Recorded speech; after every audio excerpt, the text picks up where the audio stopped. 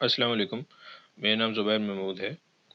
پچھلی ویڈیو سے حرف جر لی پر بات چل رہی ہے اور ہم نے اس ویڈیو میں اسما کے ساتھ حرف جر لی کا جو استعمال ہے اسے واضح کیا، اور اب اس ویڈیو میں افعال کے ساتھ حرف جر لی کے استعمال پر بات کروں گا۔ جب حرف جر لی افعال کے ساتھ یعنی وربس کے ساتھ استعمال کیا جاتا ہے تو اس میں یہ چار باتیں ملحوظ رکھنی چاہیے۔ پہلی بات یہ کہ حرف جر لی فعل مضارع پر داخل ہوتا ہے۔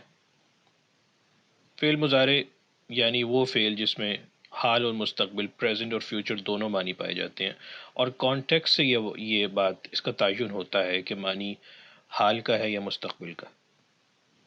دوسری بات یہ ہے کہ حرف جر لی جب فعل مضارع پر داخل ہوتا ہے یعنی اس کے ساتھ استعمال ہوتا ہے تو فعل مضارع منصوب ہو جاتا ہے یعنی اس کی آخری حرکت پر زبر آ جاتا ہے۔ تیسری بات یہ کہ اصل ناصب حرف ان ہوتا ہے جو کہ پوشیدہ ہوتا ہے، یعنی حرف جر لام اور فعل مضارع کے بیچ میں ایک ان ہوتا ہے جو لکھا نہیں جاتا، اس کی ضرورت نہیں پڑتی، اس کے بغیر ہی معنی پورا ہو جاتا ہے۔ لیکن حرف جر لام عامل نہیں ہوتا، اس کی وجہ سے، کیونکہ وہ حرف جر ہے، اس کی وجہ سے فعل مضارع منصوب نہیں ہوتا، بلکہ ایک ان جو کہ لکھا نہیں جاتا وہ اصل ناصب ہوتا ہے۔ ناصب مطلب منصوب کرنے والا، زبر دینے والا۔ چوتھی اور آخری بات یہ کہ گو ان نہیں، عام طور پر نہیں لکھا جاتا، لیکن اگر حرف جر لام اور فعل مضارع کے درمیان کوئی حرف نفی جیسے لام الف لا موجود ہو تو پھر یہ ان ظاہر ہو جاتا ہے۔ تو چلیے اب ہم حرف جر لی کے استعمال پر چلتے ہیں فعل کے ساتھ۔ حرف جر لی جب فعل کے ساتھ استعمال ہوتا ہے تو اس کی معنی کے لحاظ سے پھر دو قسمیں ہو جاتی ہیں۔ ہم باری باری ان دونوں قسموں پر بات کرتے ہیں۔ پہلی قسم ہے لام التعلیل۔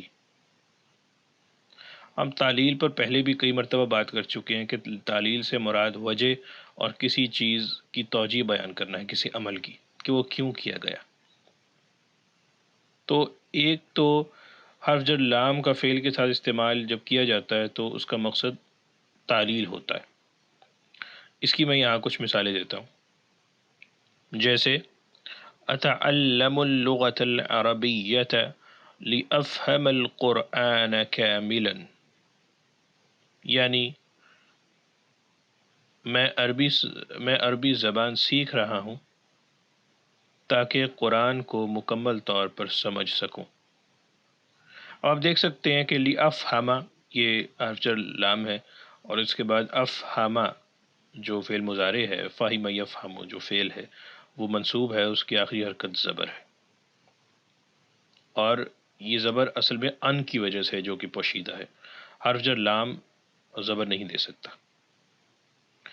اب یہاں ایک اور نقطہ یہاں بیان کرنے کا ہے، وہ یہ کہ اگر ہم لأفہم کی جگہ یہ یوں کہیے کہ افہم کے ذریعے اگر ہم اس فعل کا مصدر استعمال کر دیں تو بھی معنی یہی رہے گا۔ جیسے اس جملے کو اگر ہم پیرافریز کر کے اگر اس طرح لکھیں کہ اتعلم اللغة العربية لفہمی القرآن کاملا، تو اس کا ترجمہ ہوگا کہ میں عربی زبان سیکھ رہا ہوں تاکہ میرا قرآن کو سمجھنا مکمل طور پر ہو سکے۔ تو معنی میں کوئی خاص فرق نہیں ہے، لیکن ہاں عام طور پر فعل استعمال کیا جائے گا، کیونکہ ان دونوں کے ظاہر ایک تاثر میں فرق آ جاتا ہے۔ فعل کے ساتھ ذرا جملہ بنانا ذرا آسان ہو جاتا ہے اور سیدھا بولنے میں بھی آسانی رہتی ہے، لیکن اس طرح بھی استعمال ہوتا ہے، کیا جا سکتا ہے، اور ان کے معنی میں کوئی خاص فرق نہیں ہے۔ تو اصل بات یہ ہے کہ جب ان اور فعل مضارع جب استعمال کرتے ہیں آپ، جو کہ منصوب ہوتا ہے، اسے آپ مصدر میں تبدیل کر دیں تو معنی میں فرق نہیں آتا۔ اب ہم دوسری مثال کی طرف چلتے ہیں۔ دوسری مثال کچھ یوں ہے، ان اللہ انزل القرآن لِيُخْرِجَنَا بِهِ مِنَ الظُّلُمَاتِ إِلَى النُّورِ، یعنی بے شک اللہ نے قرآن نازل کیا تاکہ وہ اس کے ذریعے ہمیں اندھیروں سے نکال کر روشنی کی جانب لے جائے۔ اس میں بھی لیخرج، یخرج دیکھیے منصوب ہے، اس کے ساتھ حرف جر لام استعمال کیا گیا ہے، اور اسے بھی اگر ہم مصدر میں تبدیل کر دیں تو معنی وہی رہیں گے، لیکن ظاہر جملے کی کچھ ہے تو اس کی شکل و صورت کچھ تبدیل ہو جائے گی۔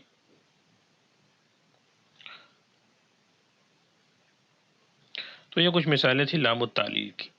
اب ہم اگلی قسم کی بات کرتے ہیں جسے، یا مطلب اگلے لام کی بات کرتے ہیں جسے لام الجحود کہا جاتا ہے۔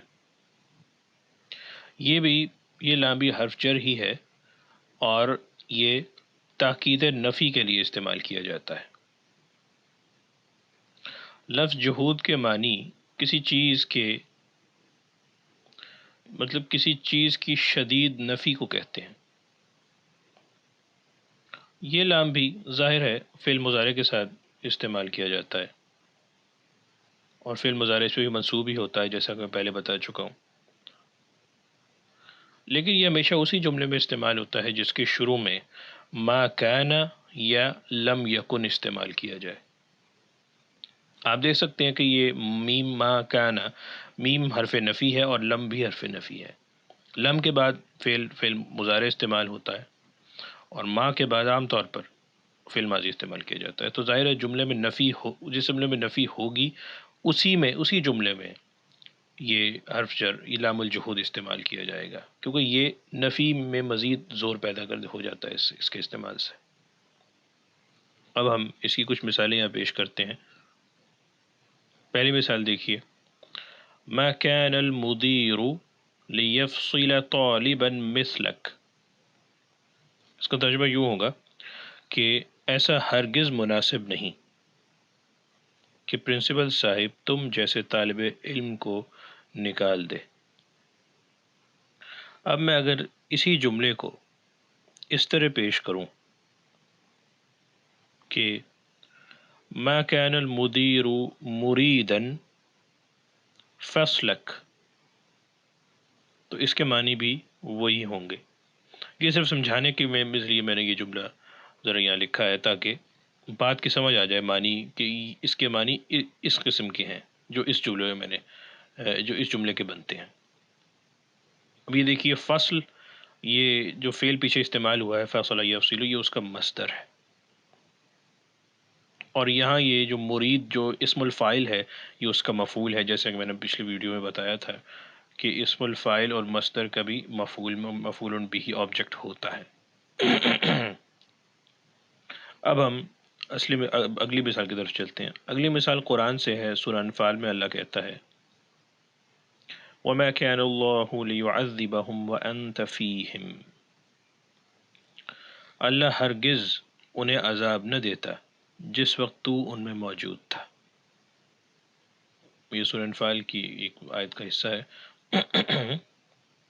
تو اس میں بھی دیکھیے ما کانا سے جملہ شروع ہو رہا ہے، اور لیعذبہم، لام حرف جر لام استعمال ہوا ہے، اور آگے فعل مضارع جو عذب یعذب فعل ہے یہ منصوب ہے، ہم مفعول بھی ہے، وانت فیہم یہ جملہ حال ہے، یعنی کہ اس وقت جب کہ تو ان میں موجود تھا۔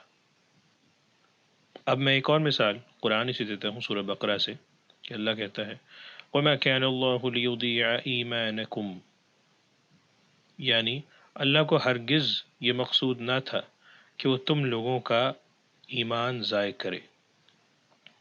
یہاں بھی حرف جر لام اضاء یضیع، یہ فعل مضارع منصوب کے ساتھ استعمال کیا گیا ہے، اور ایمان یہ آبجیکٹ ہے مفعول بھی ہے۔ تو جب بھی حرف جر لام افعال کے ساتھ استعمال ہوگا تو ان دونوں معنیوں میں ہو سکتا ہے، اس کی امکان ہے کہ وہ یا تو لام التعلیل کے طور پر استعمال ہوگا یا لام الجحود کے ساتھ، اور آپ دیکھتے ہی جملے کی شکل و صورت سے اور کانٹیکسٹ سے سمجھ جائیں گے کہ یہاں یہ لام کس قسم کا استعمال کیا گیا ہے یا کس معنی میں استعمال کیا گیا ہے۔ اب جانے سے پہلے میں ایک بات بیان کرنا چاہتا ہوں۔ ایک فعل عربی میں ایک فعل ہے سمع یسمع، اس کے معنی ہوتے ہیں سننا، اور اس کے ساتھ ڈائریکٹ آبجیکٹ آتا ہے، یعنی مفعول اس کے ساتھ آتا ہے کسی حرف جر کے استعمال کے بغیر۔ جیسے اگر ہم کہیں سمع صوتا، تو اس کے معنی ہوں گے کہ اس نے ایک آواز سنی۔ لیکن اگر ہم سامعہ کے بعد حرف جر لام استعمال کریں تو اس کے معنی قبول کرنے کے ہوں گے۔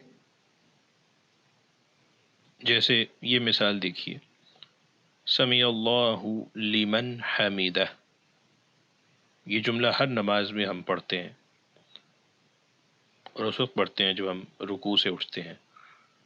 تو اس میں آپ دیکھ رہے ہیں کہ من سے پہلے حرف جر لام استعمال ہوا ہے، اور من مجرور نہیں ہے، اس پر حرف جر لام کا اثر نہیں ہوا کیونکہ یہ لفظ من مبنی ہے، یہ مجرور منصوب ہر حالت میں یہ من ہی رہتا ہے۔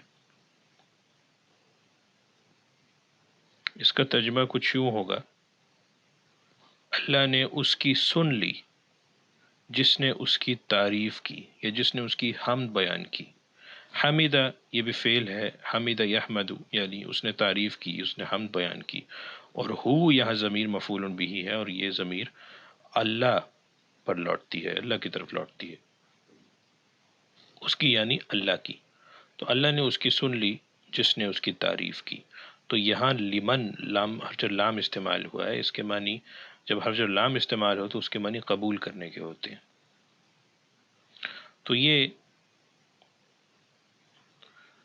تو آج حرف لام کا جو بیان ہے وہ یہاں ختم ہوا، پھر انشاءاللہ کسی موضوع کے ساتھ حاضر ہوں گے، تب تک کے لیے اللہ حافظ و ناصر۔